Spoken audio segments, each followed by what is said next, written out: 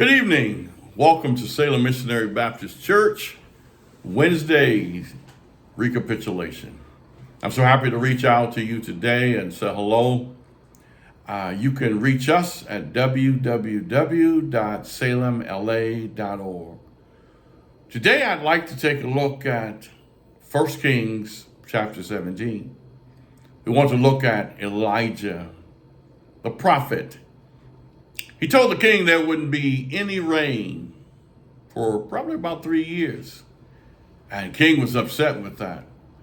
On that occasion, God told him to leave town and travel.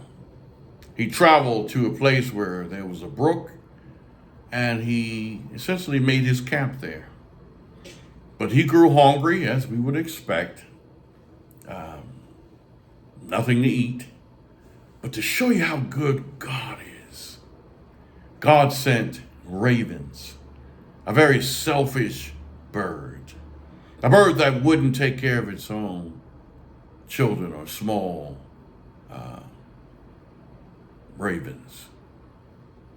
And he brought Elijah food in the morning, in the afternoon, and he drank from the brook.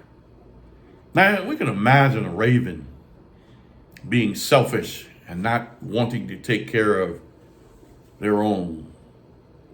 Can we imagine human beings that are selfish and wicked, and how God uses raven in spite of that raven's nature, how God can change the nature of us as individuals, as human beings. People can be selfish and wicked, and God can change your heart. And I hold fast to that because I believe he changed mine own heart. So he's fed, he has water, but then something happens. The brook dried up. God then gives him an assignment. He tells him he's going to send him to Zarephath, and that he'd be taken care of by a widow woman. He traveled. He didn't disagree, didn't quibble with God. Isn't that something? Being given an instruction that you're going to go and be housed with a widow, and that person is going to sustain you. He traveled, he walks into the city. He sees this woman.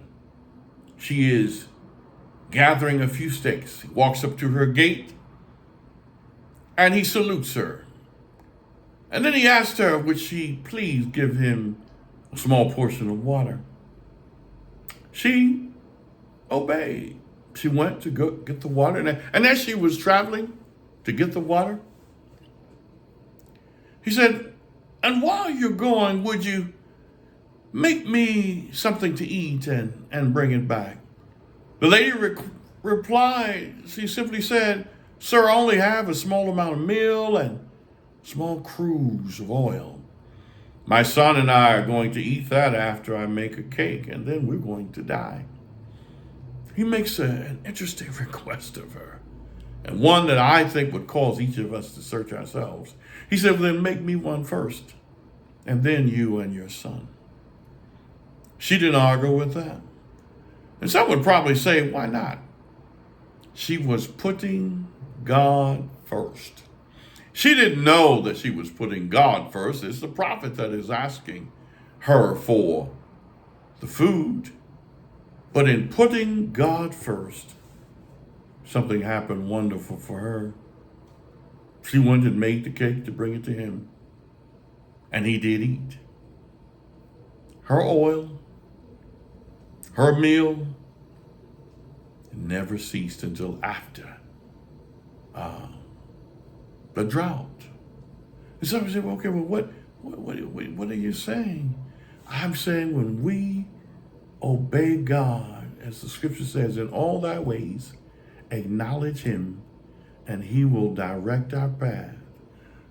That if we seek God first, seek the kingdom of heaven and his righteousness, then he will add all other things unto us.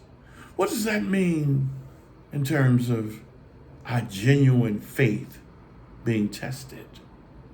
That genuine, that sincere faith, when we're in obedience, as she was, to make the cake for him first, God made sure that she didn't have enough pots to hold the oil. She didn't have enough room to house the meal.